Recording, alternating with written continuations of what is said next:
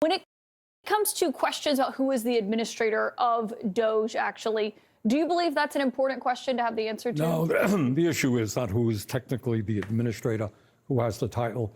Elon Musk is clearly running the show, the wealthiest person in the world, who has enormous conflicts of interests, who is helping to fund right-wing extremist organizations all over the world, who is looking forward to get massive tax breaks from Congress. He's running the show. So if he's running the show, but not on paper, as they essentially argue, but you say in practice, he basically is. You're a co-equal branch of government as a senator on Capitol Hill. I kind of thought so, but I think you have to explain that to the president. Do you feel that you have oversight when it comes to what Elon Musk is doing? Look, what we're seeing right now, Caitlin, is a very dangerous moment. I'm laughing here, but it is not funny. This country is moving very rapidly under Trump into an authoritarian form of society. You know, the founding fathers, way back in the 1770s, these were nobody's fools. And what they had fought the King of England, an autocrat, had all the power, and they said, you know what? We don't want that in the new country. We're going to set up 3 separate equal branches of government. And every kid in the 6th grade knows who they are. But Trump does not.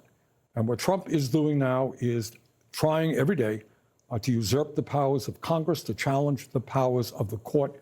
It is a very dangerous moment. Well, the question, though, when it comes to what this looks like, is we haven't seen a ton of resistance from Capitol Hill, and we have seen some efforts in the courts. These Democratic attorneys. By the way, it's Democratic attorneys general and the groups that are suing in the courts. It's not Democratic senators and congresspeople that are suing.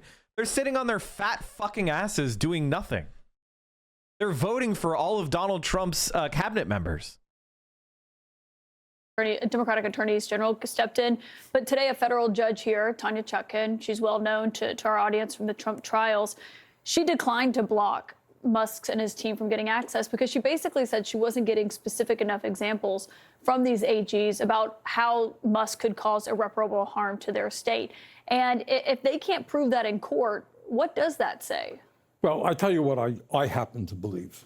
At the end of the day, the struggle against Trump, the struggle against oligarchy, which is led by Elon Musk, the struggle against authoritarianism, the fight to make sure that the working class of this country gets a fair shake, that is not going to be won here in Capitol Hill. It's going to be won by millions of people all over this country standing up and saying, you know what, we fought and died for democracy. We're not going to move toward authoritarianism. We fought to create a country that works for all, not just the billionaire class. That's the struggle, and I'm going to be active in trying to rally the American people to do just that. Well, and you're embarking on this tour to combat this. It's a national tour. You're starting in Nebraska and Iowa. How do you break through to people, though? There are some people, Trump voters, who are even independent voters, who like what Elon Musk is doing and say, yeah, the federal government does spend too much money and it is too bloated. And the truth is the federal government is a bureaucracy. We have to acknowledge that. Federal government perfect? Far from it. Do we need to bring about reforms? Absolutely. But let us be clear what these guys really want to do. Do you think that Elon Musk is staying up night just worrying about excessive spending in the CDC? I don't think so. At the end of the day, what these guys want and what Trump wants is to cut programs that working class people need. They're talking, the House Budget Committee released their report, their budget, $880 billion in cuts to Medicaid. Do you know what that means?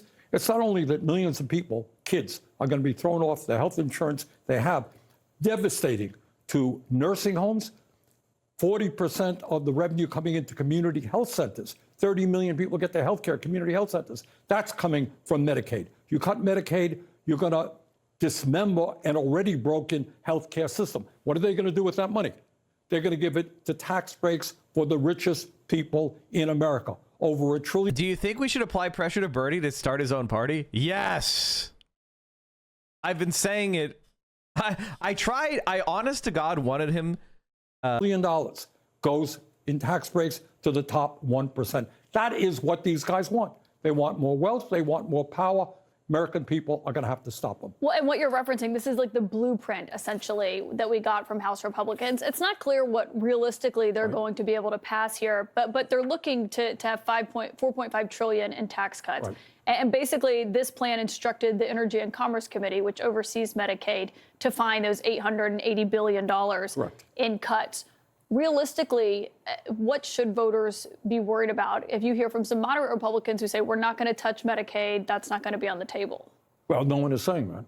I mean, right now, what we are trying to do in a House which is almost evenly divided, if 2 Republicans, 2 out of 435 members, say, you know what, we're not going to vote to give tax breaks to billionaires and cut programs that children and the elderly and the hungry desperately need. 2 Republicans, their proposal is dead. And we're going to work hard to make sure not only do we get 2, that we get a hell of a lot more than 2.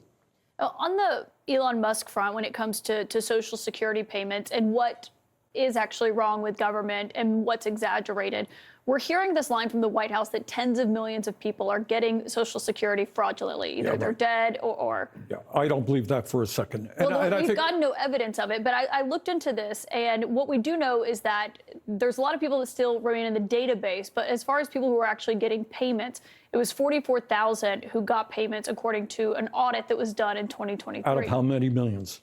There's tens of millions. So when they say tens of millions, that would be this is what we are dealing with. Security. We're not only dealing with oligarchy, the incredible power of the very, very rich. We're not only dealing with a move toward authoritarianism, we're dealing with what is new to America. You know, politicians have always lied, nothing new about that. But the level that we're seeing right now, the big lie, over and over again, and it goes out, there's a big lie, and then it goes out on Musk's Twitter to, several hundred million people, repeated over and over again. Now the word is out there, oh, people on Social Security, 150 years of age. Can you believe it? The whole thing is corrupt. It's broken. Well, where does that lead you, Caitlin? What's the next step? If government can't do anything, if Social Security doesn't work, if Medicare doesn't work, if Medicaid doesn't work, we're going to get rid of all of those programs, and we're going to give it over to the billionaire class to run it. That's what you think they're ultimately trying to do? Yeah, at the end of the day, not only do they want massive cuts to programs for the working class in this country in order to give tax breaks. This is exactly the type of stuff, like Bernie Sanders, had he been president, if we had actually been able to win,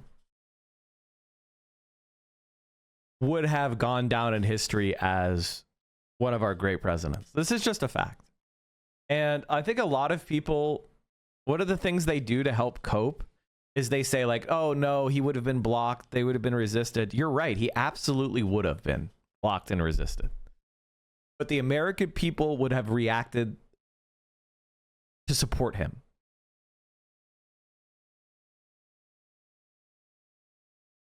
And the reality is we've now maneuvered ourselves into a position of such extreme disadvantage because Bernie Sanders wasted the last few good years of his political life defending Joe Biden. A profound political error that the human race may never recover from. Generational fumble. To the very rich. And then they want to move to the privatization of every important government agency. Just the other day, and this really upset me, because I used to be chairman of the Veterans Committee, and I feel very strongly about making sure that those men and women who put their lives on the line to defend this country get a fair shake. Right away, 1,000 employees at the VA laid off at a time when the VA healthcare system certainly needs more help than they have right now.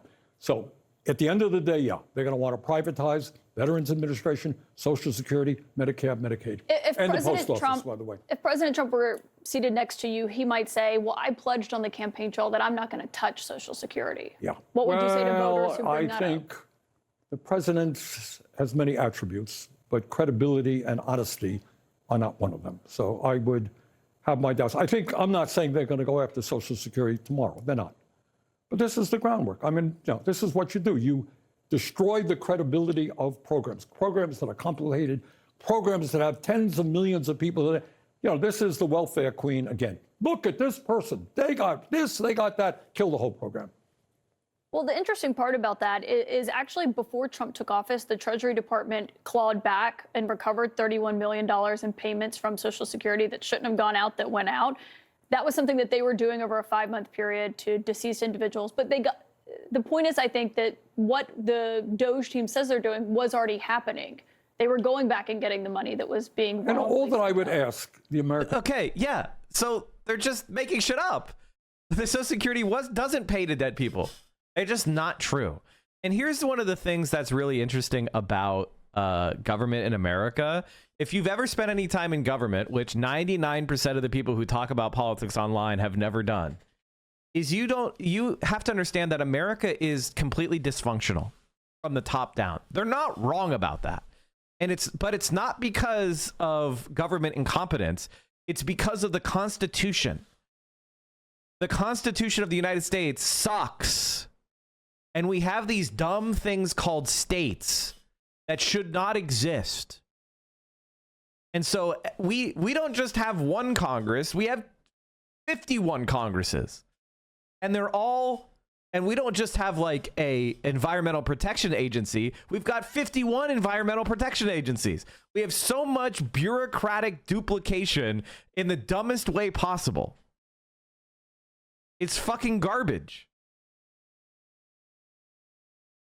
And if I had my druthers, we would abolish the state system. We would abolish which is very unlikely because a lot of people are making money from states. The states are stupid. They're actually worthless. But imagining the United States without the states is pretty tough.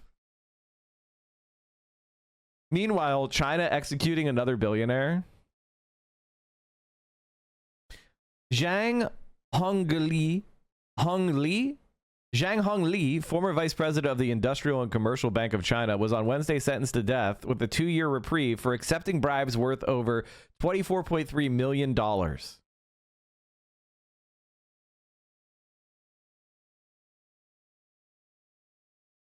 Sounding pretty anarchist with states suck? No,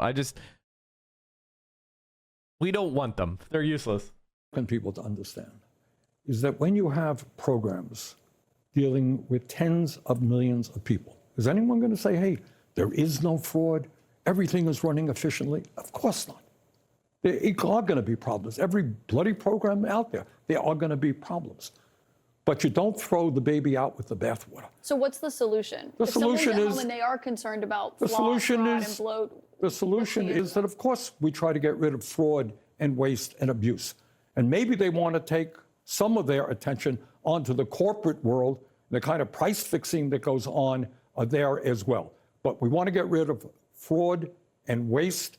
But at the same time, we want to make sure that programs that people desperately need, like Social Security, remain strong. And you know what? You go out and ask the American people whether they want to cut Social Security. They don't want to cut it. They want to expand it. They want to expand Medicare to cover dental, hearing, and vision. They want to expand Medicaid. In fact, as you well know, we're the only major country on earth not to guarantee health care to all people. Health care should be a right. Most Americans agree with that. You're an independent, but you caucus with the Democrats. Right. We have heard from a lot of Democrats privately, some publicly, who say they don't essentially know how to respond to Trump on Capitol Hill. Are there things that you could be doing to respond to them claiming Social Security is? Yeah, of course, we've got to, I think there's an effort to bring forth a war room. There's a ton of lies and misinformation going out there to respond to that. But the truth of the matter is, a war room, is that enough? I mean, Trump was elected 3 months ago. Yeah, well, one of the things, what's not enough is that Elon Musk could say the most outrageous thing tomorrow. It goes out to hundreds of millions of people. Democrats do not have that capability, which takes us to a couple of other issues. It takes us to the fact that should a guy who put, what was it, $270 million into Trump's campaign now become the most important person in the government? Is that really how democracy is supposed to work? Which takes you to a corrupt campaign finance system and the need to overturn citizens. I love that they cut him off in the middle of a sentence. Good editing.